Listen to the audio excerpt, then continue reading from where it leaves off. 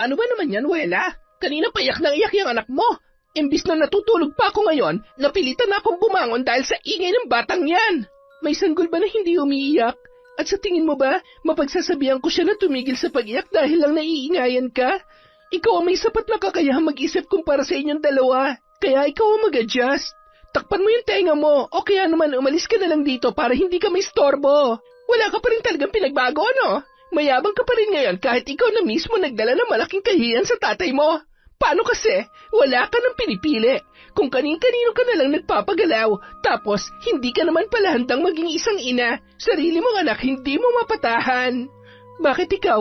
Ano bang alam mo hindi ka pa nga nagkakaanak? Ay, mali pala. Hindi ka pala talaga magkakaanak dahil baog ka. Kung mabuting tao ka lang sana, baka kinomfort pa kita eh. Pero sa itim ng budhi mo, baka parusa yan sa'yo. Baka maging kawawa lang ang magiging anak mo dahil ganyang klase ng tao magiging nanay niya kung sakali. O kaya naman, baka bulok na talaga yung matris mo. Aba, sumusobra ka na ha? Masyado na matalim yung dila mo. Isang beses mo pa akong insultuhin, hindi ako magdadalawang isip na patulan ka. Wow naman, hindi ka pa pala pumapatol sa lagay na yan? Pati nga bata na walang kamuang-muang, pinag-iinitan mo dahil lang naistorbong pagtulog mo. Wag mo na nga akong gawin tanga. Sa laki ng bahay na to, kahit maghapong umiyak ang anak ko, hindi maaabala ang pagtulog mo. Gusto mo lang talagang idamay ang anak ko dahil wala ka na maibato sa akin.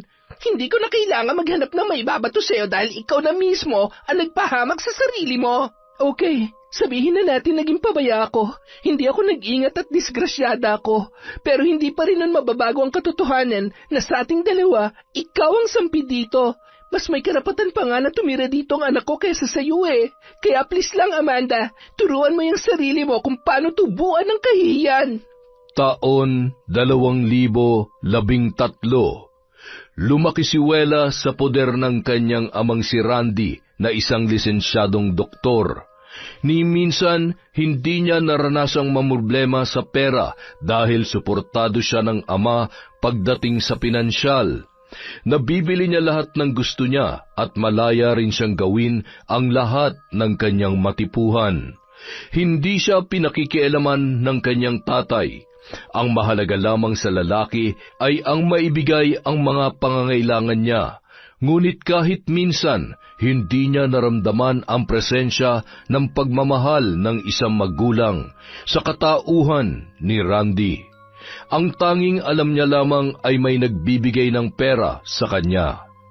Dahil sa kakulangan ng paggabay mula sa sariling ama ay natuto siyang bumarkada at gumawa ng kung ano-anong kalokohan. 19 anyos pa lamang ay ilang lalaki na ang dumaan sa kanyang buhay. Lahat ng iyon naging parte ng kanyang karanasan. Wala siyang pinipili. Ang tanging mahalaga na lamang sa kanya ay hindi siya nabubuntis nung panahon na yon. Ang tawag sa kanya ng ilan sa mga nakakakilala sa kanya ay babaeng para sa lahat, dahil hindi siya marunong tumanggi sa mga lalaki na lumalapit sa kanya. Kaya naman, yun din ang dahilan kung bakit wala siyang tumatagal na relasyon. Lahat ng nakakasama niya ay gusto lamang ng aliw, kaya kahit palagi niyang nakukuha ang atensyon ng karamihan, hindi pa rin niya magawang maging masaya dahil walang tunay na nagmamahal sa kanya. Patuloy niya yung ginawa sa loob ng maraming taon dahil wala namang pumipigil sa kanya na gawin yun. Batid niya na hindi siya kayang kontrolin ng sariling ama na hindi niya alam kung anak nga ba talaga ang turing sa kanya. Saan ka galing? Kinabi ka na? Pa, hindi mo lang alam pero ganito talaga normal na oras ng uwi ko dito sa bahay. Hindi naman kita pakikialaman kung anong oras mo gustong umuwi. Basta siguraduhin mo na uuwi ka ng buo at humihinga pa. Masyado na akong maraming ginagawa para asikasuhin pa ang burol mo kapag may nangyari masama sa'yo. Kumalma ka nga pa. Hindi ako mamamatay sa ginagawa ko, no? Baka nga mauna ka pa eh. Mas matanda ka kaya sa akin, tapos inuubo-ubo ka na. Hoy, hindi magandang biro yan, ha? Hindi rin naman magandang sinabi mo kanina tungkol sa burol ko, di ba? Ganito na lang ba tayo mag-ama? Bihira na nga tayo magkasama, ganito pa tayo mag-usap. Kayo naman na nagsimula, di ba? Ay, sige na, magpahinga ka na. Nakakadagdag pa ng pagod ang pakikipagtalo sa'yo. Buti naman naisip niyo yan. Ay, siya nga pala. May isasama ako rito bukas. Dito na siya titira. Ikaw ang bahala. Wala akong pakialam kung may iba ka nang pupuntahan o kung aalis ka ng bahay, pero bukas ng gabi, umuwi ka ng maaga dahil kasama ko na siya pag-uwi. Okay, sabi mo eh. Hindi na kinontra pa ni Wela ang sinabi ng ama dahil tiyak na pagtatalunan lamang nila yon. Ilang beses na sila nagtalo at nagkasumbatan, ngunit nananatili pa rin sila magkasama sa bahay dahil ayaw ni Randy na may masabi ang kanyang mga kamag-anak.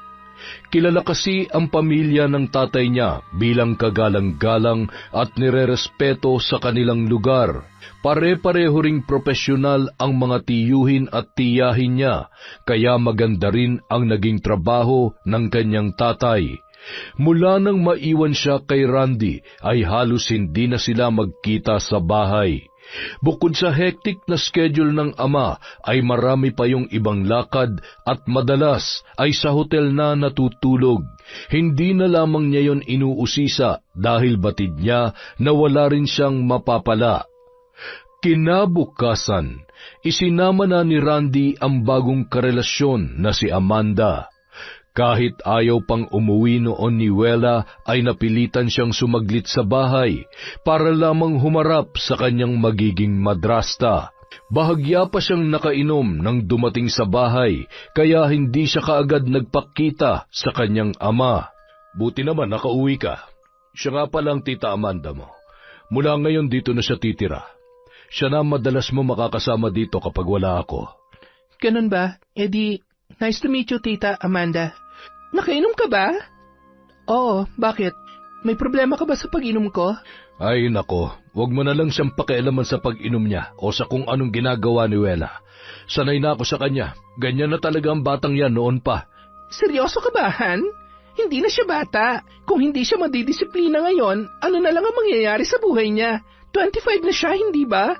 Wow, ganap na ganap ka naman dyan sa atake mo, tita. Hindi kita magulang, ha? Kaya tigil-tigilan mo ako. Kung sarili ko ngang ama, hindi ako pinakikialaman tapos ikaw bago-bago lang dito. Akala mo kung sino ka na may karapatan para pagsalitaan ako ng ganyan. Tingnan ko lang kung kakayanin mo ako. Kung maldita ka, pues, wala ka pa sa kalingkingan ko. Ano, mag-aaway na lang ba kayong dalawa? Kung ayaw niya magkagulo rito, sabihan mo yung kinakasama niyo pa, para alam niya kung anong lugar niya sa pamamahay na to. Tama na yan. Pwede naman kayo magsama rito na hindi pinakikialaman ng isa't isa. Madalas akong wala kaya hindi ko kayo maaawat. Paano naman kapag napikon ako sa anak mo? Unang kita pa lang namin sa isa't isa eh. Halatang hindi na kami magkakasundo niyan. Pagpasensyahan mo na lang siya. Kung ako nga na magulang niya, walang magawa, ikaw pa kaya. Kaya pabayaan mo na lang siya sa gusto niyang gawin para wala kayong pag-awayan. Narinig mo yon? Kaya kung gusto mo ng tahimik na buhay, huwag mo akong pakikialaman. Bagamat hindi nagustuhan ang sinabi ni Wela, ay hindi na lamang sumagot si Amanda. Nangako siya sa sarili na gagawin ang lahat para magustuhan siya ni Randy at iingatang makagawa ng anumang pag-aawayan nila. Ipinagpalit na siya ng asawa niya kaya wala na siyang mapupuntahan pa. Maswerte na lamang siya at naging doktor niya sa ospital ang lalaki. Natipuhan siya noon at hindi na nagdalawang isip na patulan yun kahit na 20 taon ang tanda nito sa kanya. May kaya ang asawa ni Amanda, ngunit dahil hindi sila magkaanak ay nag-iba ang trato noon sa kanya, lalo na makumpirmang wala siyang kakayahang magbuntis. May anak naman sa unang asawa ang kanyang mister, ngunit tulad ng lalaki, iba rin ang trato sa kanya ng mga yon. Masyado silang malulupit at mababa ang tingin sa kanya na dating manager ng bangko. Pinagsisihan niyang nag-resign pa siya noon sa trabaho para maging may bahay ng kanyang asawa dahil hindi naging maganda ang kinahinatnan ng lahat. Kung hindi dumating sa buhay niya si Randy, baka pulutin na lamang siya sa kangkungan.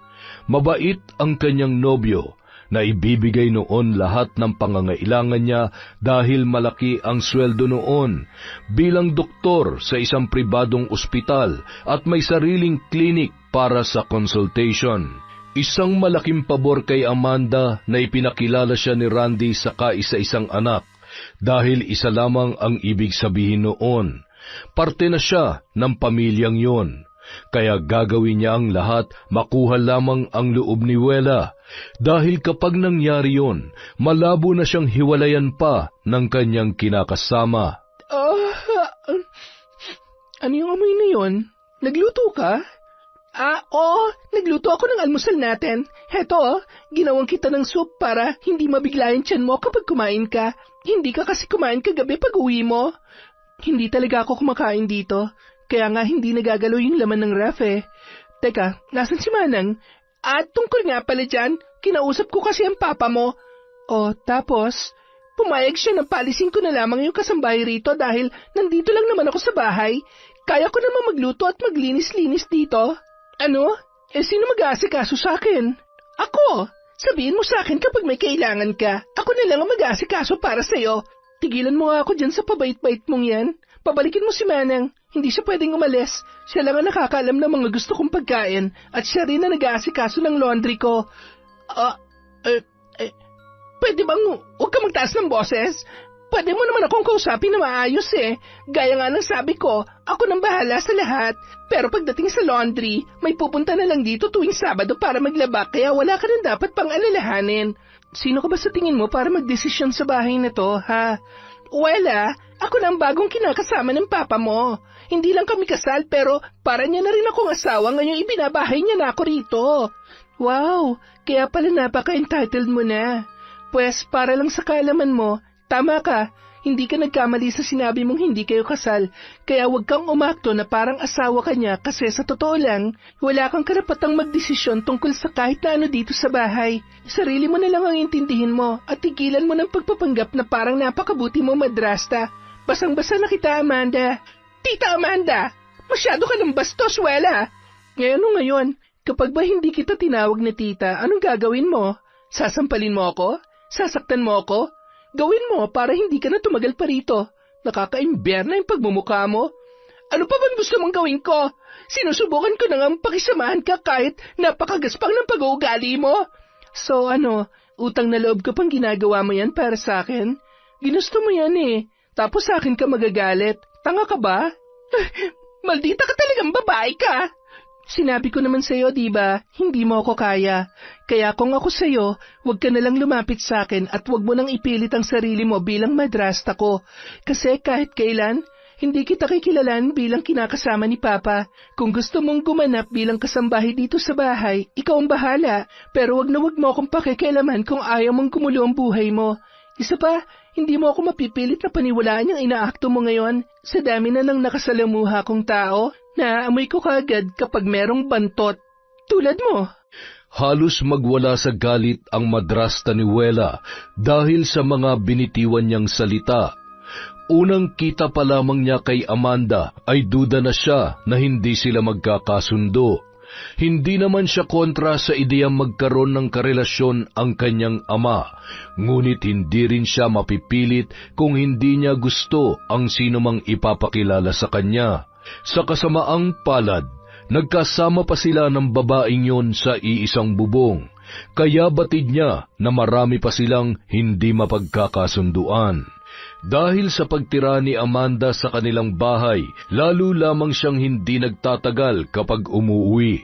Palagi siyang nasa galaan, inuman o di kaya naman ay nasa motel. Madalas siyang nakikipagkita sa mga nakaka-text niya. Walang pagkakataon na hindi siya nakikipagtalik sa mga yon at imbis na ikahiya ay ipinagmamalaki niya pa sa mga kaibigan. Totoo ba? Dinala ka ng gwapo mong boylet sa bahay niya? Grabe, ibang level ka na talaga, ha?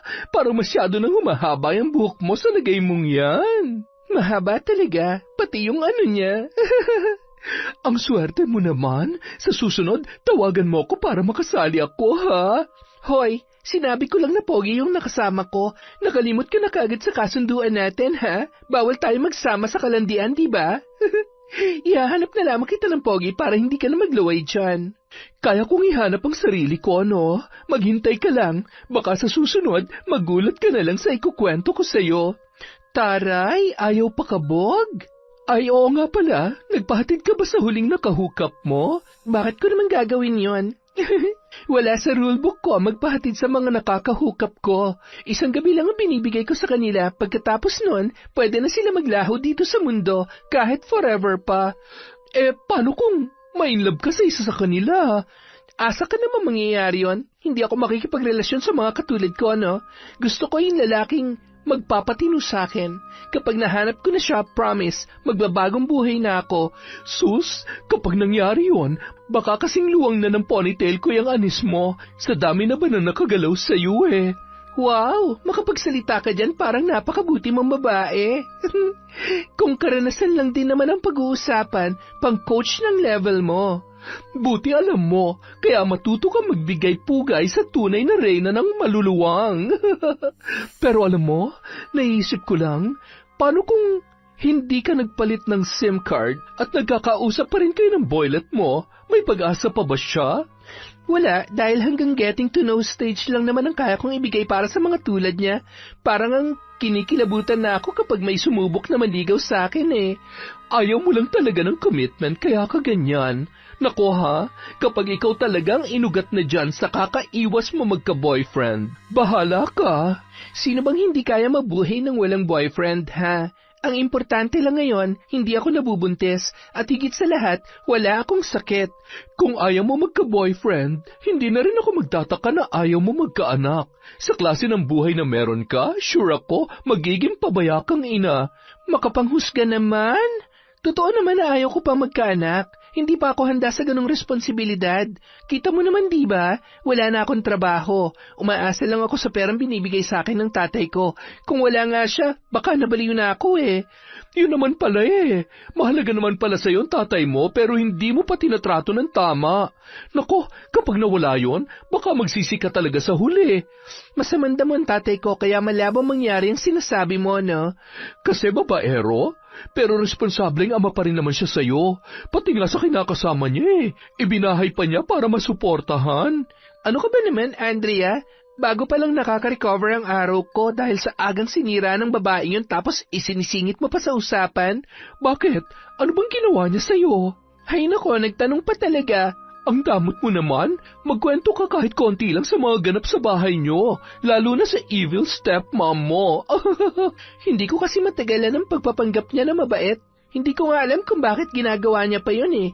Hindi niya naman ako kailangang i-impress. Hindi rin naman siya mas mamahalin pa ni Papa kapag nagpakananay siya sa akin. Paano mo naman nasabi na nagpapanggap lamang siya? Dahil unang pagkikita pa lang namin, pinakita niya na sa akin ang pagiging pakialamera niya. At kanina lang, nalaman kong pinalis niya ang kasama namin sa bahay para siya na ang bida sa lahat. Alam mo, kung yun ang gusto niyang gawin, edi ibigay mo sa kanya. Pahirapan mo siya. Gaga, para naman akong bidang kontrabida nun sa teleserye. Kesa naman ikaw ang mabiktima niya, hindi ba? Napaisip si Wela sa sinabing yon ng kaibigang si Andrea. Imbis na makipag-ayos at tanggapin si Amanda bilang pangalawang ina, ay ipinagpatuloy niya lamang ang magaspang na pakikitungo doon. Nang mga panahong ding yon ay hindi niya naisip na maghanap na ng trabaho. Nakampante siya dahil may allowance naman siyang natatanggap mula sa kanyang ama. Nakikipagkita pa rin siya sa kung sino-sinong lalaki hanggang sa humantong siya sa isang sitwasyon na nakalimutan nila ang pinakamahalagang bagay sa gabi ng kanilang kapusukan. Ano? Seryoso ka ba? Sa lahat ba naman ang pwede mo makalimutan, proteksyon pa? Ang lala mo na talaga, Wela. Pag ikaw ang nabuntis, tapos ang maliligayang araw mo. Alam ko. Kaya nga problemado ako ngayon eh. Hindi ko alam kung anong gagawin ko, Andrea. Hindi ako pwede mabuntis. Pues, dasalan mo na lang lahat ng santo. Baka sakaling pakinggan ka. Pero sa totoo lang, Wela, malaki ang posibilidad na mag-backfire sa iyo ang kagagahan mo. Hindi bale, ipapalaglag ko na lang kapag nabuntis ako. Aray, bakit mo ako binatukan? Kasi ang tanga mo mag-isip. Walang kasalanan ng batang mabubuo dyan sa sinapupunan mo kung sakali. Wala naman. Malandi lang tayo pero hindi tayo kriminal. Hindi tayo lalampas sa linyang yon, okay? Kung ano man ang kahinatnan ng ginawa mo, harapin mo. Huwag mong takasan. Madali lang yan sabihin para sa'yo kasi wala ka naman sa sitwasyon ko ngayon. Hindi ikaw yung napapraning at hindi makatulog na maayos sa gabi. Wow! Ay sino bang bumuka ka sa harap ng lalaking yon at nagpakasaya buong gabi, ha? Di ba ikaw yon? Ginusto mo yon kaya magdusa ka, no? Kaibigan ba talaga kita? Bakit parang gustong-gusto mo pang mahirapan ako? Hay nako, bahala ka nga kung ganyan ka mag-isip. Basta ang sakin lang, kahit pariwara tayo, maharot, malandi, o kung ano pang tawag sa atin ng ibang tao, ang may pagmamalaki lang natin, yung malinis nating konsensya, bestie. Kaya makinig ka mabuti sa akin, okay? Kung ano man ang mangyari, sabihan mo ko. Hindi naman kita iiwan sa ere. Tutulungan kita, basta wag mo lamang ipapalaglag ang bata, ha? Pasensya ka na, hindi na naman ako makapag-isip na matino kapag ganitong kinakabahan ako. Iniisip ko rin kasi ang sasabihin ng tatay ko lalo na ng madrasta kong pakialamera. Siguradong kapag nabuntis ako, gagamitin niya yun para magalit sa akin si Papa. At alam mo namang ayaw ko mangyari yon. Huwag mo na kasi masyadong isipin yan. Hindi pa nga nangyayari nagkakaganyan ka na. Ang mahalaga lang, maging handa ka. Dahil sa pangamba, hindi na muna nakikipagkita si Wela sa mga bago niyang nakikilala. Nakikipag-text na lamang siya sa mga yon pero hindi siya pumapayag na makipagkita. Ngunit kahit anong dasal ni Wela ay nangyari pa rin ang kanyang kinatatakutan. Nang mga sumunod na linggo, doon na siya nakaranas ng mga sintomas ng pagbubuntis. Hindi pa siya nagpatingin sa doktor nung una sa takot na makumpirma yun. Ngunit dahil sa pamimilit sa kanya ni Andrea, napilitan na siyang mag-pregnancy test na lamang muna. Iniiwasan kasi niyang may ibang makaalam bukod sa kanyang kaibigan. Sa pagkadismaya ng dalaga, positibo ang naging resulta ng test. Kumpirmado ng may nabuo sa isang gabi niyang pagpapabaya. Itinago niya kina Amanda at Randy ang tungkol doon. Dahil palagi naman siyang wala sa bahay, hindi naging mahirap sa kanya na gawin yon. Ngunit imbis na pumunta sa mga madalas niyang pinupuntahan, nakikitira muna siya sa maliit na apartment ni Andrea nang unti-unti nang lumalaki ang kanyang tiyan.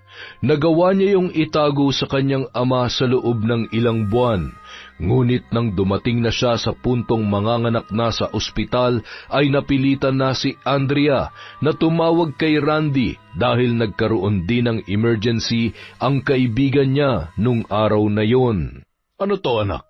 Magugulatan na lang ba tayo sa mga nangyayari? Hindi porket bihira na tayo magkita at magkasama sa bahay, ililihim mo na rin sa akin ang kalagayan mo. Paano kung may nangyari masama sa'yo? Paano kita matutulungan? Buti na lang tinawagan ako ni Andrea. Kung hindi, hindi ko pa malalaman na manganganak ka na pala. Sorry po, Pa. Hindi ko kasi alam kung paano sasabihin sa inyo na buntis ako na naging pabaya ako. Kahit ano pang dahilan ng pagkabuntis mo, wala na tayong magagawa. Nandyan na yan Ang isipin mo na lang ang magiging kaligtasan ng anak mo. Huwag mo nang alalahanin ng gastos. Ako nang bahala ron. Salamat, Pa. Akala ko talaga magagalit ka kapag nalaman mo ang tungkol dito Hindi rin naman ako matinong ama para husgahan ka. May pagkakamali ka, pero hindi naman ibig sabihin nun, pababayaan na lamang kita. Ikaw lang ang kaisa-isang anak na meron ako, kaya hindi ko pwedeng gawin yon. Kaya paglabas mo rito sa ospital, bumalik ka na sa bahay. Hayaan mong tulungan ka ni Amanda sa pag-aalaga ng anak mo, ha? Ayoko sa kanya, Pa. Hindi ko kailangan ng tulong niya para sa anak ko. Alam kong wala pa akong karanasan sa pagiging ina pero gagawin kong lahat para maalagaan siya na maayos at hindi ko yun iaasa sa ibang tao. Anak naman, hindi na ibang tao si Amanda. Nagsasama na kami. Hindi mo naman siya kailangang ituring bilang nanay mo dahil alam kong hindi mo kaya. Pero baka naman pwedeng hindi na kayo mag-away. Magkasundo kayo dahil kayo naman ang madalas na magkakasama sa bahay. Sorry, Pa, pero hindi ko magagawa ang sinasabi niyo. Buti sana kung totoong kabutihan pinapakita niya sa akin, pero amoy na amoy ko na ang baho niya nung una pa lang Hindi ko nga maintindihan kung bakit siya pang nagustuhan ninyo. Kailangan niya ng tulong ko. kaya ako siya pinatira sa bahay. Hindi niyo siya mahal? Hindi naman siya. Kung hindi niyo siya mahal at naawa lang kayo sa kanya, paalisin niyo na lang siya doon pa. Mas tahimik ang mundo ko kung wala siya. Subukan mo lang, anak. Kahit mga ilang buwan lang, kapag hindi talaga kayo nagkasundo, pagbibigyan kita sa hinihiling mo sa akin. Ano, ayos ba yon? Ay, ano pa nga bang magagawa ko? Basta, tumupad ka sa pangako mo sa akin pa. Aasahan ko yon. Oo naman. Tsaka alam mo naman na mas importante ka kaysa sa ibang tao. Kaya kung meron man akong mas papanigan sa inyo, ikaw pa rin yon. Pero anak, kung wala naman siyang ginagawa masama sa iyo, hindi pwedeng palagi kitang kukonsintihin sa ginagawa mo. Kailangan baguhin mo na ngayon ang nakasanayan mo, kahit paunti-unti lamang. Hindi para kay Amanda, kundi para sa akin. Ha? Susubukan ko, pero hindi ko maipapangako na magbabago talaga ako ng tuluyan. Nang makalabas ng ospital ay bumalik na si Wela sa bahay ng kanyang ama. Gulat na gulat si Amanda nang malaman ang tungkol sa kanyang pagbubuntis. Inusisa siya ng babae kung paano yun nangyari at nag-alok pa ng tulong sa kanya pero hindi niya yung pinagtuunan ng pansin. Samantala, tuwang-tuwa naman si Amanda nang malaman na nagkaanak na si Wela. Isa lamang ang ibig sabihin noon, naging pabaya ang anak ng kanyang kinakasama. Oras na muli siyang itrato na parang kasambahay lamang doon ay gagamitin niya ang pagkakamaling yun ng dalaga para sirain sa sarili niyang ama. Kailan lamang nang matuklasan ni Amanda ang pambababae ng kanyang kinakasama. Noon pa siya naghihinala kay Randy, ngunit dahil sa kabutihan ng lalaki ay pinapalampas niya na lamang yun. Pero nitong mga nakaraang araw, bihira na lamang umuwi ng bahay si Randy. Nang pakialaman niya ang cellphone noon, dun niya nakumpirma na hindi lang isa ang babaeng kinikita ng lalaki. Umuuwi lamang yon ng bahay kapag naisipan.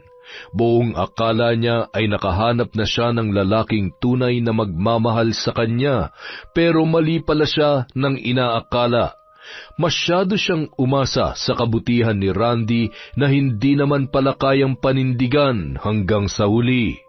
Ngunit imbis na kumprontahin ni Amanda ang kinakasama, ginawa niya ang isang bagay na matagal niya nang tinalikuran, ang pakikipagkita sa ibang lalaki. Ginawa na rin niya yon sa unang asawa niya nang malaman niyang hindi naman pala siya noon mahal. Kesa malunod sa kalungkutan, hinanap niya ang kaligayahan sa piling ng ibang lalaki kahit panandalian lamang yon. Doon na rin siya nagkaroon ng lakas ng loob na ipakita ang tunay na kulay niya dahil alam niya na wala naman pala siyang dapat ikatakot. At kayang-kaya niyang gawin ang planong paikuti ng mag-ama sa kanyang mga kamay. Ano ba naman yan, Wela? Kanina payak nang iyak yung anak mo. Imbis na natutulog pa ako ngayon, napilitan akong bumangon dahil sa ingay ng batang yan. May sanggol ba na hindi umiiyak? At sa tingin mo ba, mapagsasabihan ko siya na tumigil sa pag-iyak dahil lang naiingayan ka? Ikaw ang may sapat na kakayahang mag-isip kumpara sa inyong dalawa. Kaya ikaw ang mag-adjust. Takpan mo yung tenga mo, o kaya naman umalis ka na lang dito para hindi ka may storbo. Wala ka pa rin talagang pinagbago, ano? Mayabang ka pa rin ngayon kahit ikaw na mismo nagdala ng malaking kahiyan sa tatay mo. Paano kasi? Wala ka nang pinipili. Kung kanin-kanino ka na lang nagpapagalaw, tapos hindi ka naman pala handang maging isang ina, sarili mong anak hindi mo mapatahan. Bakit ikaw? Ano bang alam mo hindi ka pa nga nagkakaanak? Ay, mali pala. Hindi ka pala talaga magkakaanak dahil baog ka. Kung mabuting tao ka lang sana, baka kinomfort pa kita Pero sa itim ng budhi mo, baka parusa yan sa'yo. Baka maging kawawa lang ang magiging anak mo dahil ganyang klase ng tao magiging nanay niya kung sakali. O kaya naman, baka bulok na talaga yung matris mo. Aba, sumusobra ka na Masyado na matalim yung dila mo. Isang beses mo pa akong insultuhin, hindi ako magdadalawang isip na patulan ka. Wow naman, hindi ka pa pala pumapatol sa lagay na yan? Pati nga bata na walang kamuwang-muwang, pinag-iinitan mo dahil lang naistorbong pagtulog mo. Huwag mo na nga akong gawing tanga.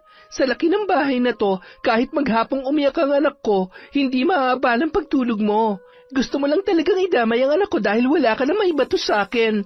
Hindi ko na kailangan maghanap ng maibabato sa'yo dahil ikaw na mismo ang nagpahamak sa sarili mo. Okay, sabihin na natin naging pabaya ako.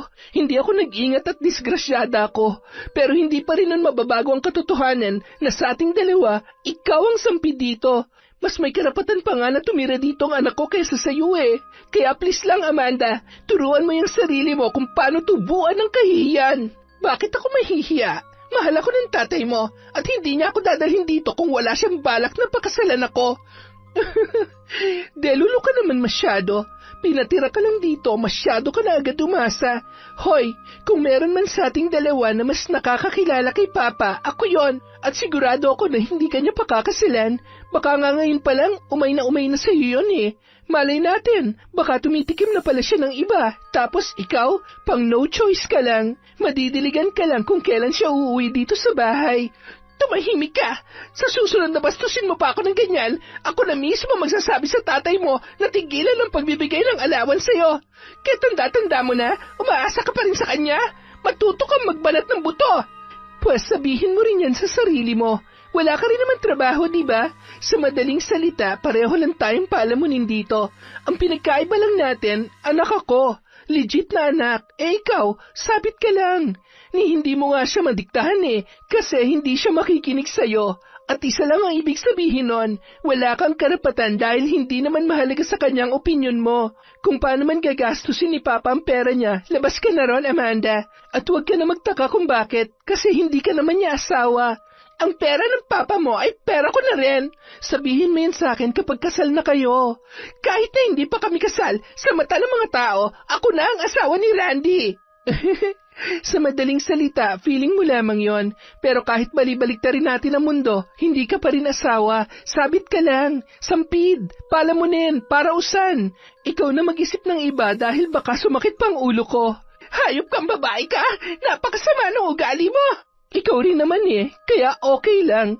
Sa susunod na pagsalitaan mo ako ng ganyan, gagawin kong lahat para mapalayas ka sa pamamahay na ito. Di good luck sa'yo. Mula nang mamalagi sa bahay si Wela at ang kanyang anak, ay walang araw na hindi sila nagtatalo ni Amanda. Madalas ay maliit na bagay lamang ang pinagmumulan noon. Kaya naman naisipan niya ng maghanap ng trabaho para hindi na siya laging nasa bahay. Kumuha na lamang siya ng mag-aalaga sa kanyang anak. Sa tulong ng kanyang ama ay madali siyang natanggap sa trabaho dahil may kakilala yon sa kumpanyang kanyang inaplayan. Mula noon, naging abala na siya at natuto na ring magseryoso sa buhay. Bihira na lamang siyang uminom at sumama sa mga kaibigan dahil palagi niyang naiisip ang kanyang anak na naghihintay sa bahay. Nang gabing yun, maaga sana siyang makakauwi kung hindi lang nagkaroon ng problema sa trabaho. Mag-aalas 10 na ng gabi, kung hindi lamang ipinagamit sa kanya ng ama ang lumang sasakyan, tiyak na mahihirapan siyang makauwi kaagad.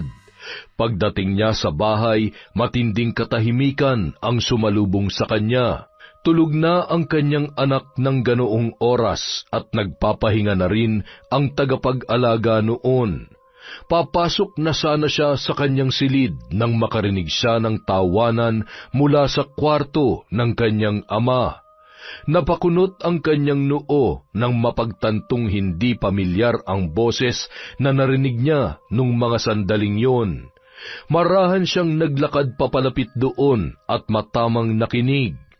Kaagad na sumiklab ang galit niya nang makumpirma na may ibang lalaking kasama sa loob ng kwarto ng kanyang ama, si Amanda. Malakas niyang kinatok ang pinto at hindi tumigil hanggat hindi yun binubuksan ng kanyang madrasta. Anong problema mo? Nagpapahinga ng tao tapos kumakakatok ka para kang nasusunugan? Sinong kasama mo dyan sa kwarto? Ano bang pakialam mo? Ikaw na mismo nagsabi noon, di ba, na kung ayaw ko ng gulo, huwag kitang pakikialaman. Bakit ngayon nakikialam ka sa akin? Sobrang liit na ba talaga ng utak mo o sadyang wala ka ng common sense? Hindi mo bahay ito, gets mo? Kaya hindi ka pwedeng basta magpapasok na walang permiso na may-ari ng bahay. Si Papa yon at ako. Heto na naman tayo sa pagiging matapobre mo. Alam mo, nakakapunyeta na talaga ang bibig mo eh. Kailan mo ba isisiksik dyan sa kukote mo na parte na ako ng buhay ng ama mo at wala ka na magagawa, ha? Hindi mo na ako pwedeng pagbawalan sa mga dapat o hindi dapat gawin sa bahay na to. Dahil nung araw pa lang na pinatira ko dito ni Randy, binigyan niya na ako ng karapatan. Yan ang pagkakaintindi mo dahil boba ka. Saan ka kumukuha ng kapal na mukha para magdala ng lalaki dito sa bahay? Dito ka pa talaga magkakalat ng kababuyan mo? Nang bababae ang tatay mo at lantaran niya pa yung ginagawa sa akin. Kaya wag mo akong pakialaman kung gagawin ko rin ang ginagawa niya sa akin dahil patas lang kaming dalawa. Oo, alam kong babaero ang tatay ko pero ni minsan hindi siya nagdala ng babae niya dito sa bahay. Pero ikaw pa talaga nasampid lang dito? Ang lakas ng loob mong malandi ka. Palayasin mo yung lalaki mo dito. Hindi! Dito lang sa buong gabi. Hindi ako papayag na ikaw na naman ang masusunod na pruha ka. Kung gusto mo mag-uwi ng lalaki, pues siguruhin mo muna na may sarili kang bahay. Hindi mo ako pwedeng pigilan, Wela. Ito ang ganti ko sa ama mo, kaya pabayaan mo ako. Dahil tumanggi si Amanda na paalisin ang dinala niyang lalaki roon, hindi na nakapagtimpi pa si Wela. Sinugod niya ang babae at nagsabunutan silang dalawa. Higit na mas matangkad at mas malakas manabunot ang dalaga dahil gawain niya yon noong high school pa lamang. Kaya naman dahil sa kanyang ginawa ay halos malagas na ang buhok ni Amanda. Nang maisalya niya yon sa sahig ay kaagad naman niyang sinugod ang lalaki kasama ng madrasta niya sa kwartong yon. Hindi siya nagdalawang isip na kaladkarin at itulak palabas ng bahay ang lalaki. Habang nagbabangayan silang dalawa, ay siya naman dating ni Randy. Tumigil nga kayong dalawa! Paano ako titigil kung ayaw bitawan ng babae niya ng buhok ko? Kulang pa yung ginawa ko sa iyong malandi ka. Tama na! Hindi ba kayo napapagod sa pag-aaway ninyo? Tuwing nagkikita na lang kayo, palagi kayo nagtatalo, nagpaparinigan. Hindi nyo ba talaga kaya magkasundo? Hindi yun mangyayari pa. Lalo na ngayon nagpatira ka ng ahas sa bahay na to. Palagi ka kasing wala kaya hindi mo alam ang nangyayari dito. Bakit? Ano ba nangyayari dito na dapat ko malaman? Binababoy lang naman ang kinakasama mo ang bahay na to. Nahuli ko siya kanina na may kasamang ibang lalaki sa kwarto mo. At balak niya pang patulugin dito buong gabi. Sayang nga hindi ko pala dapat pinalas para ikaw na mismo nakahuli sa kanila. Totoo bang sinasabi ng anak ko? Nagsama ka na ibang lalaki rito? Huwag kang nagpapapaniwala sa babaeng yan. Sinisira niya lang ako sa'yo. Ano pang sisirain ko ikaw na nga sumira sa sarili mo. Umamin ka na, Amanda. Magsabi ka na sa akin ng totoo dahil kapag ako pa mismo nakapagpatunay kung nagsisinungaling ka o hindi, baka hindi mo magustuhan ang kalalagyan mo. Oo, nagdala ko ng lalaki rito. Gusto mo bang aminin ko na rin lahat ng ginawa ko? Sige, para lang sa kaalaman mo, nakikipagtalik ako sa kung sino-sinong lalaki habang wala ka. At ginagawa ko yon dahil nauna mong gawin sa akin yon, Randy. Matagal na akong ganito, Amanda. At sinabi ko rin sa inyo ng mga kalokohan ko magmula nung maghiwalay kami ng asawa ko. Ganun na lang ba yon? Ha? Paano ako? Bakit tinala mo pa ako rito kung hindi mo naman pala ako paninindigan? Huwag na natin itong palakihin pa. Basta tigilan mo ng pagdadala ng lalaki dito sa bahay dahil ibibigay ko na to sa anak ko at sa apo ko. Ano? At saan ako titira? Pwede ka pa rin naman tumira dito. Basta pakisamahan mo lang na maayos si Wela para hindi na kayo magkaroon pa ng problema.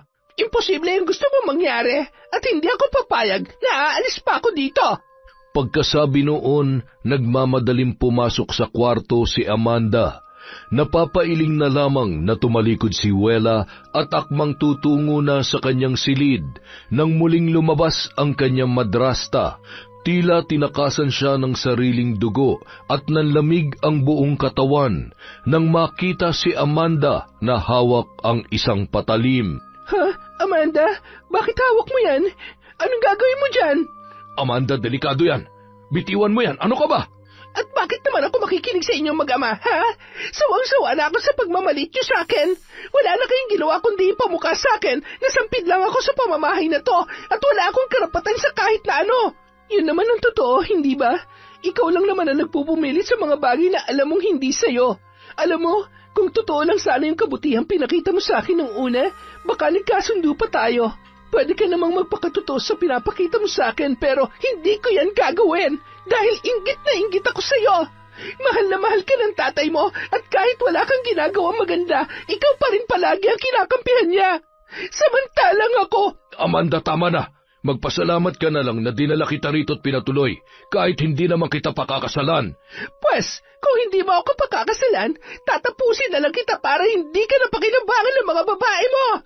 Bago pa man makakilos si Wela para protektahan ang kanyang ama, ay tuluyan ng bumaon sa kaliwang dibdib ni Randy ang patalim na hawak ni Amanda.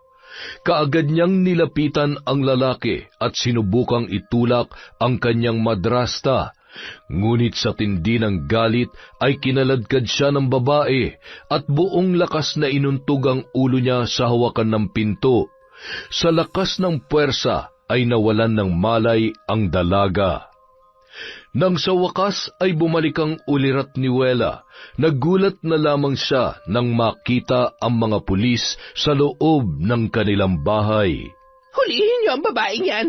Pinatay niya ang kinakasama ko na sarili niyang ama. Sinungaling ka, Amanda.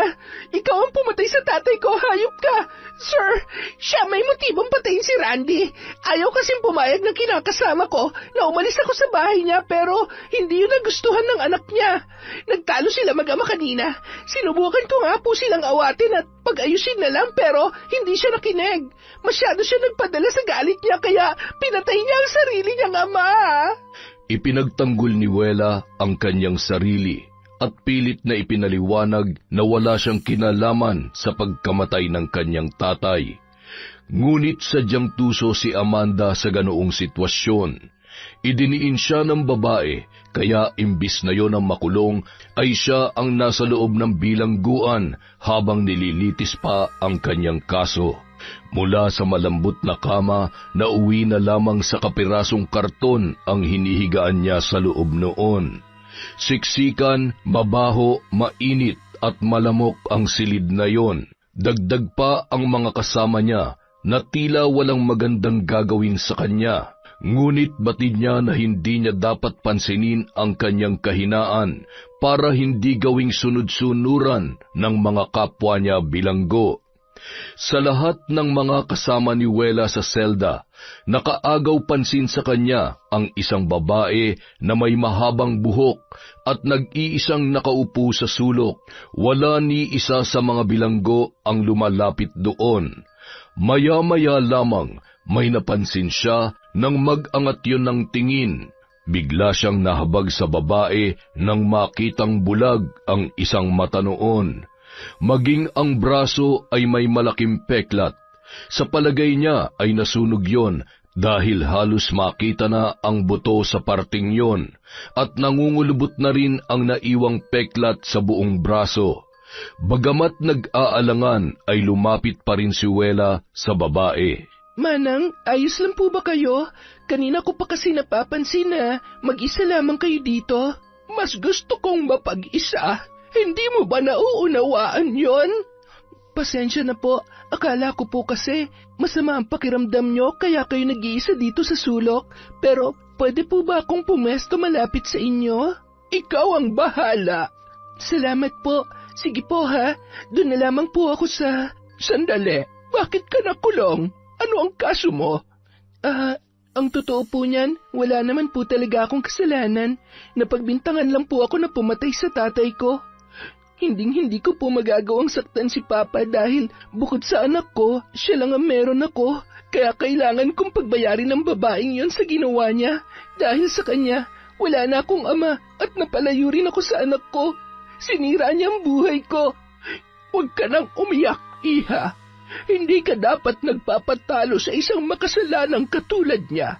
May paraan para makaganti ka sa kanya kahit hindi ka pa nakakalaya. At may paraan din para siya na mismo ang umamin sa nagawa niyang krimen. Talaga po? Paano po? Para makalabas ka rito, kailangan mo ng pera at abogado. Pero habang nandito ka sa loob, may magagawa ka para pahirapan ng taong dahilan kung bakit ka nandito. Nakikita mo ba ang mga kasamahan natin?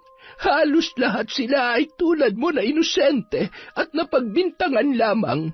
Pero dahil wala silang pera, mabagal ang hustisya para sa mga katulad nila. Pero ano pong kinalaman nila sa sinasabi ninyo? Lahat ng nandito, natulungan ko na sa paraang alam ko. Kaya kahit hindi sila makalabas agad ng kulungan, masaya na sila dahil hindi pa man nila nakakamit ang hustisya gamit ang batas. Nakuha na nila yon gamit ang itim na mahika. Hindi ko po kayo maintindihan. Barang, yon ang tinutukoy ko, iha. Mambabarang po kayo? Tama, kaya kung gusto mong makaganti sa nagpakulong sa'yo, matutulungan kita. Yon ay kung maniniwala at magtitiwala ka sa isang tulad ko na gumagamit ng itim na kapangyarihan.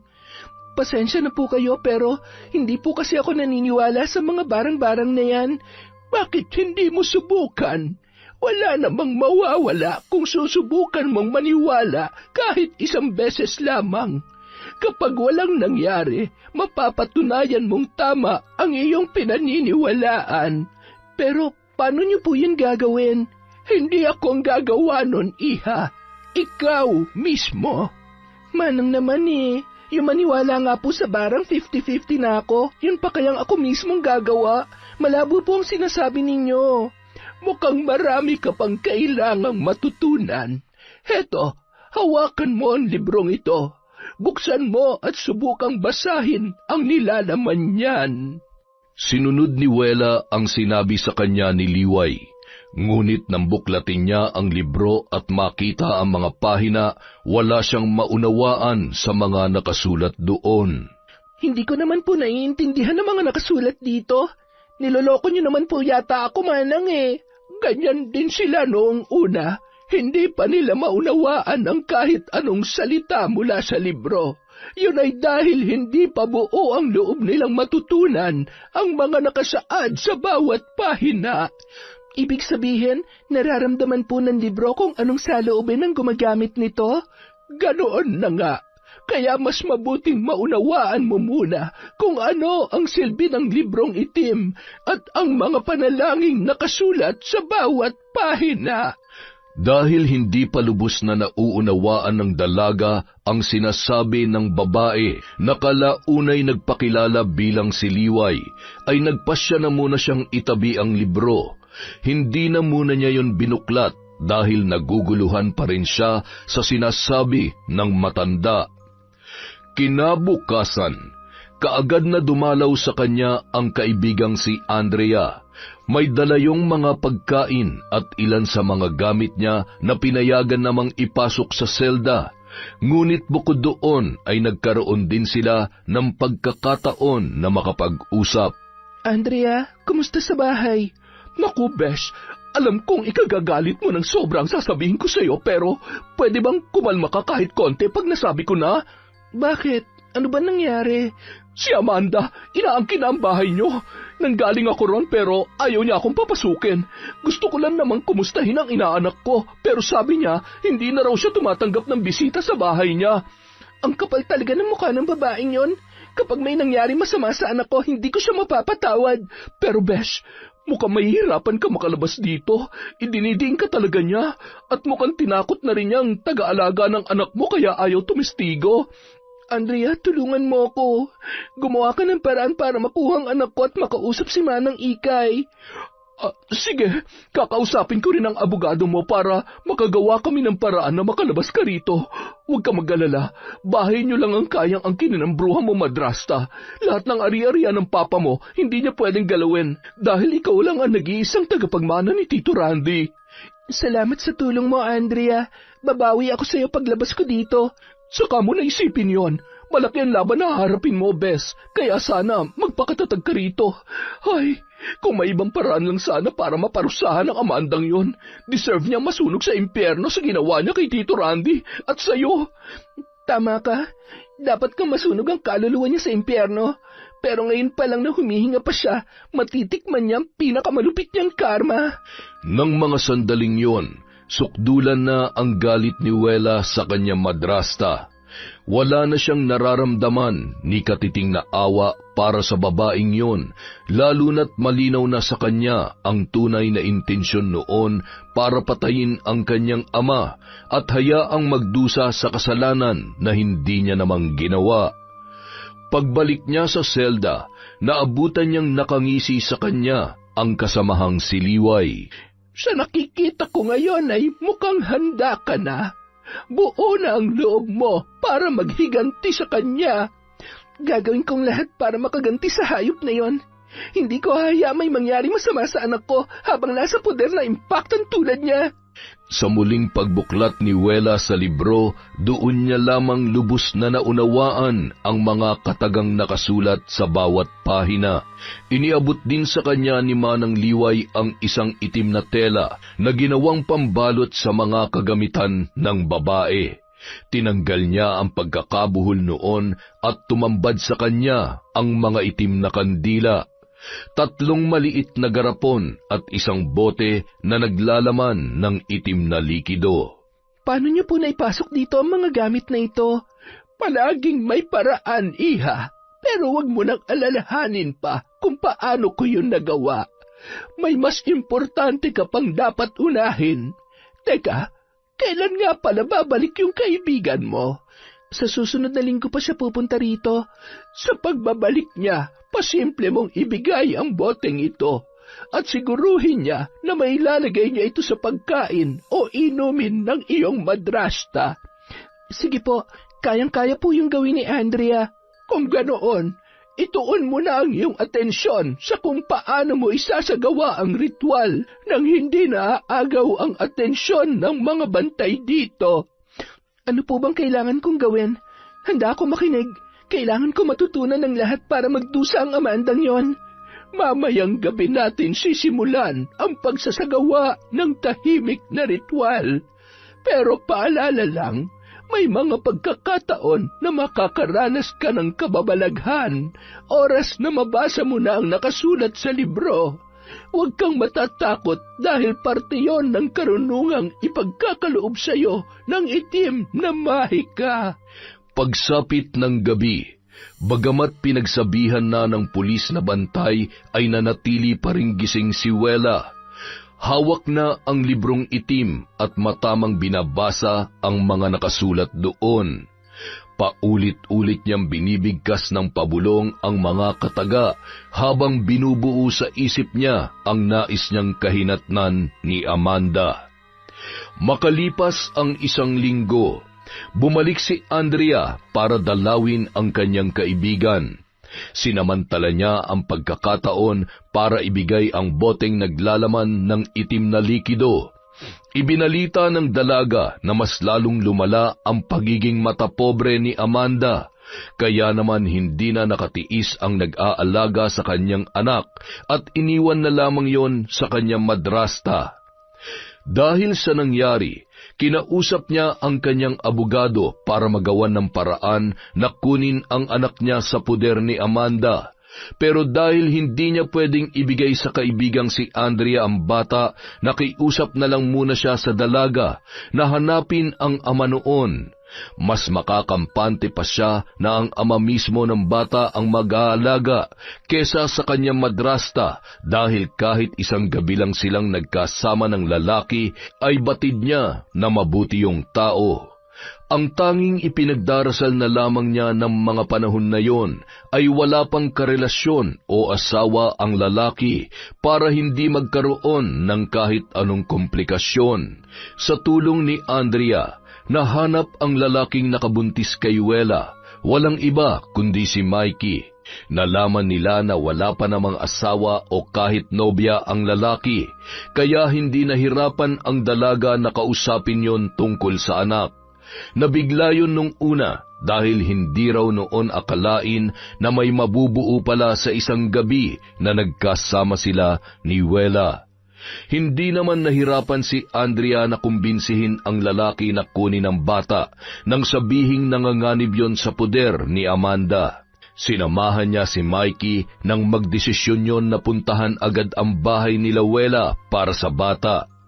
Ngunit pagdating pa lamang nila roon ay dinig na nila ang malakas na palahaw ng sanggol na sinisigawan ni Amanda. Hawak yun ng babae at mukhang itatapon na sa labas ng bahay. Hindi ka matitigil sa kakaiyak mong bata ka? Kapag hindi ka pa tumigil, bubusalan na kitang buwisit ka. Manang-mana ka sa nanay mong impakta. Anong ginagawa mo sa anak ko? At sino ka naman, ha? Ako ang ama ng batang sinisigawan mo. Ibigay mo siya sa akin. O, edi ayan, sayong-sayo na. Pahirap lang sa akin ang batang yan. Pasalamat ka na, paaga kayo nang dating. Dahil kung hindi, baka itinapon ko na siya sa labas ng bahay ko. Sandali, kailangan ko rin kunin ang mga gamit niya. Edi kunin mo. Huwag ka magtitira kahit isa dahil pag alis nyo, hindi na kayo pwedeng bumalik pa rito. Hindi na kayo makakapasok sa pamamahay ko. Andrea, ikaw nang bahala sa mga gamit ni baby ha. Dito na lang kami maghihintay sa labas. Mabuti naman at marunong ka makiramdam. Hindi ko kasi gusto na may kung sino-sinong pumapasok sa bahay ko. Ilang beses mo pa bang uulitin na sa iyong bahay na yan? Nakakarindi ka na. Abat, bastos ka. Kung wala ako rito, baka namatay ng batang yan sa gutom. Dapat lang na ikaw ang mag-alaga sa kanya dahil ikaw ang dahilan kung bakit umalis ang taga-alaga ng bata. Sino ka ba sa tingin mo para pagsabihan ako, ha? Matapos mong pabayaan ang sarili mong anak, ikaw pa magagalit? Binuntis-buntis mo ang malanding nanay niya tapos hindi mo naman pala paninindigan? Hindi ko alam na nabuntis ko si Wela. Kung alam ko lang yun nung una pa, hindi ko sana pinabayaan ang mag-ina ko.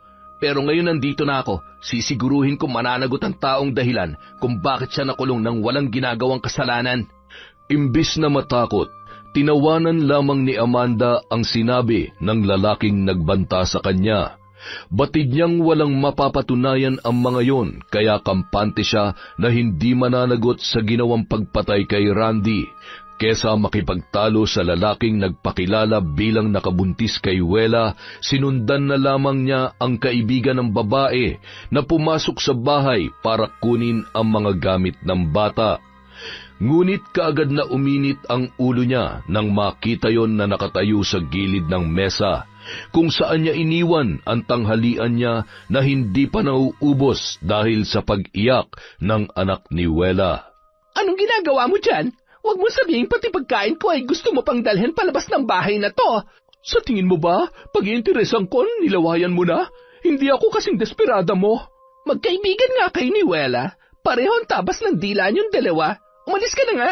Siguro naman nakuha mo na lahat ng gamit ng anak na impakta mong kaibigan. Huwag ka mag-alala. Nakuha ko na lahat ng kailangan ko. Mag-enjoy ka sa bahay na to habang may panahon ka pa. Pinagbabantaan mo ba ako? Bakit naman kita pagbabantaan? May mabigat ka bang kasalanan sa akin? Sa pagkakaalam ko kasi, wala. Pero sa kaibigan ko, meron. Kaya hintayin mo lang na maningil siya sa'yo, Amanda. Maniwala ka sa akin, mahal siya kung maningil, at hindi ka makakahingi ng tawad. Nakangising umalis doon si Andrea na nagtagumpay sa plano nila ng kaibigang si Wela. Matapos niyang kunin ang mga gamit ng bata ay sinadya niya magtungo sa kusina para isagawa ang plano ng kaibigan.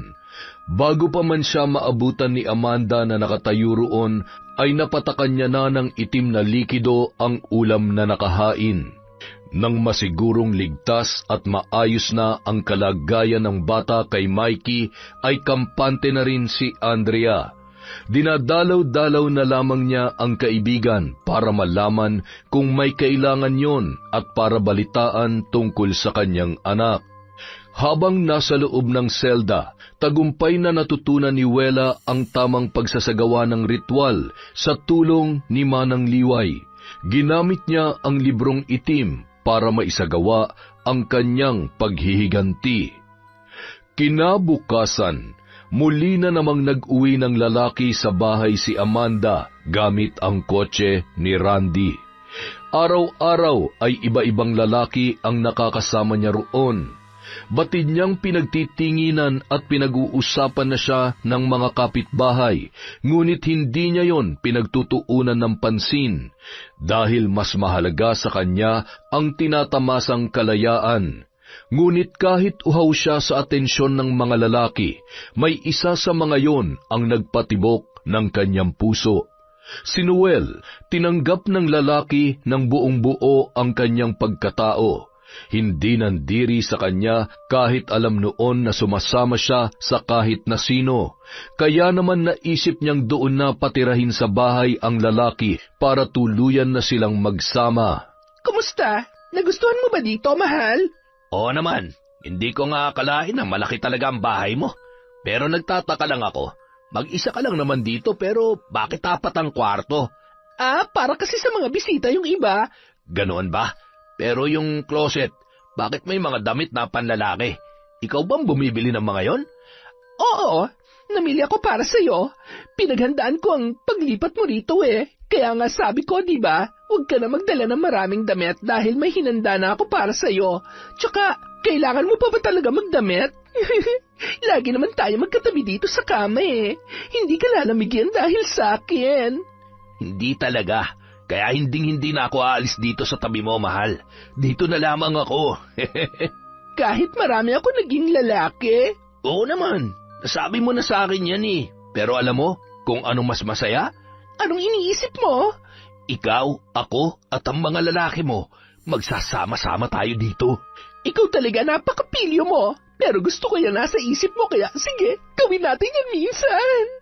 Ngunit bago pa man tuluyang babuyin ni Amanda ang naiwang bahay ni Randy, unti-unti nang tumalab sa babae ang sumpa mula sa pambabarang ni Wela. Gabi-gabing ipinagpapatuloy ng dalaga ang ritual tuwing tulog na ang mga kasama sa selda at tapos ng rumonda ang bantay. Pagsapit ng hating gabi, napabalikwas si Amanda nang sumigid ang matinding kirot sa kanyang mga binti. Ngunit nang hawakan niya yon, mas lalo niyang naramdaman ang sakit. Sumunod naman ang kanyang mga braso, ngunit kabaliktaran yon nang nangyari sa magkabilang binti niya. Wala siyang maramdaman ng mga sandaling yon. Tila namanhid na ang mga braso niya sa hindi malamang dahilan. Tinapik-tapik niya ang katabing si Noel, ngunit malalim na ang tulog ng lalaki. Madilim ang buong silid dahil pinatay nila ang ilaw matapos ang ilang oras na pagpapakasaya sa piling ng kanyang nobyo. Gustuhin man niyang buksan ang ilaw ay hindi niya magawa dahil sa nararamdamang sakit. Ilang sandali pa, napalingon siya sa may bintana nang makarinig ng kakaibang ingay mula roon. Napasinghap siya at tila tinakasan ng dugo ang muka nang tumambad sa kanya ang anino ng isang babae na nakatayo sa labas. Nakabukas ang bintana kaya malinaw niyang nakikita ang imaheng yon. Kinilabutan siya nang hindi man lamang yung gumalaw mula sa kinatatayuan. Ha? Sino ka? Anong ginagawa mo dyan? Ngunit wala siyang narinig na sagot. Umihip ang malamig na hangin, dahilan para lalo siyang kilabutan. Maya-maya lamang, nakarinig siya ng mahihinang pagbulong. Hinanap niya kung saan yun nagmumula, ngunit bago niya makita, paglingon niya sa may bintana, wala na ang nakatayong babae. Hindi na nagawa pang makatulog ni Amanda dahil sa pagkirot ng kanyang mga binti. Ngunit nang tuluyan ng kumalat ang liwanag, napasigaw siya nang makita ang itsura ng mga yon. Bukod sa matinding pamamaga ay tinubuan na rin yon ng malalaking butlig na animoy naglalaman ng nana. Sinubukan niyang hawakan ng isa, ngunit napahiyaw na lamang siya sa sakit ng pumutok yon at kumalat ang nana sa kanyang balat. Mahapdi at parang pinapaso ang kanyang mga binti ng mga sandaling yon. Nang sulyapan niya ang kanyang braso, nanlaki ang kanyang mga mata nang makita ang itim at mahabang bagay na gumagapang sa loob mismo ng kanyang balat. Dala ng matinding takot ay napatili na lamang ang babae. Ano ba nangyayari? Bakit ka sumisigaw? Tingnan mo kung ano nangyari sa akin! Ha? Ano yan? Bakit may gumagapang sa braso mo? Hindi ko alam. Tulungan mo ako, Noel. Ay, teka lang. Bakit pati ang mga binti mo? Butlig ba yan? Bakit may nana? Hindi ko alam kung bakit nagkaganito ako bigla Kagabi naman wala pa ang mga to. May nakain ka bang bawal kagabi? Wala. Hindi nga tayo naghapunan, di ba? Hindi na nga ako nakatulog kagabi dahil ang sakit-sakit ng mga binti ko. Tapos ngayon, maliwanag na. Saka ko lang napansin ang mga butlig na yan. Nakapagtataka naman kung bakit bigla ka nalang tinubuan ng mga yan. Hindi kaya may sakit ka talaga? Baka hindi mo lang sinabi sa akin dahil ayaw mong pandirihan kita. Wala akong sakit, okay? Hindi mo ako kailangan pandirihan. Pero anong gagawin natin dyan? Gusto mo bang dalhin na kita sa ospital? Hindi. Ayoko makita ako ng mga tsismoso dyan sa labas na ganitong itsura ko. Nang lalo pang dumami ang mga butlig, pinilit na ni Noel si Amanda na magpatingin sa doktor. Tuwing dumidilim ay mas lalong sumasakit ang mga yon, kaya mas lalo lamang siyang nahihirapan. Nangangati ang buong braso niya dahil sa tila bulating gumagapang sa ilalim ng kanyang balat. Naglalakbay yun mula sa braso paakyat sa kanyang balikat at saka muling babalik sa dating pwesto kaya hindi siya mapalagay. Nang hindi na makatiis sa matinding iritasyon, ay tinawag na ni Amanda si Noel para hiwain ang balat niya sa braso para kunin ang bulating gumagapang doon. Gulat namang napatingin sa kanya ang lalaki na hindi makapaniwala sa gusto niyang mangyari. Sigurado ka ba talaga na gusto mong hiwain ko ang balat mo? Alam mo ba kung ano magiging resulta niyan? Oo, nasa tamang pag-iisip ako kung yun ang inaalala mo. Ang bulating niya na nagdudulot ng pangangati sa braso ko, kaya kung hindi mo yan tatanggalin, makatuluyan na talaga ako masiraan ng bait. Ay, sige, eto na. Tatanggalin ko na. Tiisin mo lang ang sakit, ha? Nagawa ni Noel na tanggalin ang bulate sa kaliwang braso ni Amanda. Nakahinga siya ng maluwag at kahit papaano ay guminhawa ang kanyang pakiramdam. Ngunit maya-maya lamang ay naramdaman niya na ang pagkirot noon dahil sa paghiwa ni Noel. Mariin siyang napamura nang makitang halos makita na ang buto niya sa ginawa ng lalaki. Hindi lamang yun ang nangyari. Nang akala niya'y mawawala na ang sanhi ng pangangati, nang sumapit ang hating gabi, ay bumalik na naman ang itim na bulati sa kanyang braso. Sa pagkakataong yun, tila sinusubukan na noong sumiksik sa kanyang laman. Ang mga butlig sa mga binti niya ay kumalat na rin sa buo niyang katawan. Nang sinubukan niyang humiga ay pumutok ang mga butlig sa kanyang likod, kaya mas lalong tumindi ang sakit na kanyang iniinda. Dahil hindi na nakayanan ni Noel ang amoy ng kanyang mga sugat at ang mga ipinapagawa niya roon, napilitan ng umalis ng bahay ang lalaki. Sa isang iglap, siya na lamang mag-isa ang naiwan. Hindi makatayo, hindi makakain, at walang mahingian ng tulong. Napaluha na lamang si Amanda sa sinapit na karma. Habang nakatitig sa kisame ay tila may tinig na naglalaro sa kanyang isip. Pare-pareho lamang ang mga salitang kanyang naririnig, at yon ay ang pagsuko niya. Dahil sa hirap na nararanasan ay humantong siya sa isang mabigat na desisyon. Ang sumuko sa mga pulis at aminin ang ginawang pagpatay kay Randy. Bes, malaya ka na. Oo, Bes. Salamat sa Diyos. At salamat din sa inyo. Kung wala kayo ni attorney, hindi ko malalampasan ang lahat ng ito. At syempre, salamat sa kakosa mo, si Manang Liway. Napasalamatan ko na siya, Bes. Nangako rin ako na dadalaw-dalawin ko siya bago pa man siya mailipat ng kulungan. Sasamahan kita para mapasalamatan ko rin ang taong dahilan kung bakit malaya na ang best friend ko ngayon. At yung impacto mo, madrasta, literal na mabubulok na sa bilangguan. Ngayon, iba na ang hihimasin niya. Malamig-lamig na rehas na. Loka ka talaga. Siya nga pala, nasaan ang baby ko? Nasa asawa mo. Ha? Asawa talaga? Nandun sila sa loob ng kotse. Hindi ko na pinalabas para ma-surprise ka. Sus, ang dami mong alam, ha? Bakit? Hindi ka pa excited na makita ang dalawang baby ng buhay mo? Ay nako, ang corny mo. Hoy, ayusin mo na yung buhay mo, ha? Malaya ka na. Buti na lang napatunayang inosente ka sa pagkamatay ng airpot mo. Pero sana, gamitin mo ng pagkakataong ito para lumagay na sa maayos na buhay. Tama ng pagpapadilig ng pechay sa kung sino-sinong lalaki, ha? Ako na mismo magrereto sa'yo kay Mikey. Ang naman pala na nakabuntis sa'yo eh. At in fairness ha, marunong mag-alaga ng bata. Talaga? Pero totoo ba talagang wala pa siyang asawa? Wala pa, kaya may pag-asa ka pa. Halika na, simulan mo ng panliligaw sa magiging asawa mo. Yun pa lamang ang unang beses na muling nakipagkita si Wela sa lalaking nakahukap niya. Maayos naman siyang hinarap ni Mikey. Hindi rin nagalit ang binata kahit na itinago niya ang tungkol sa pagbubuntis niya at sa kanilang anak. Nagkausap na rin sila ng maayos at pumayag siya na magpakaamayon sa bata. Pero dahil mabait at marespetong lalaki si Mikey, nakinig siya sa payo ni Andrea na wag na yung pakawalan pa.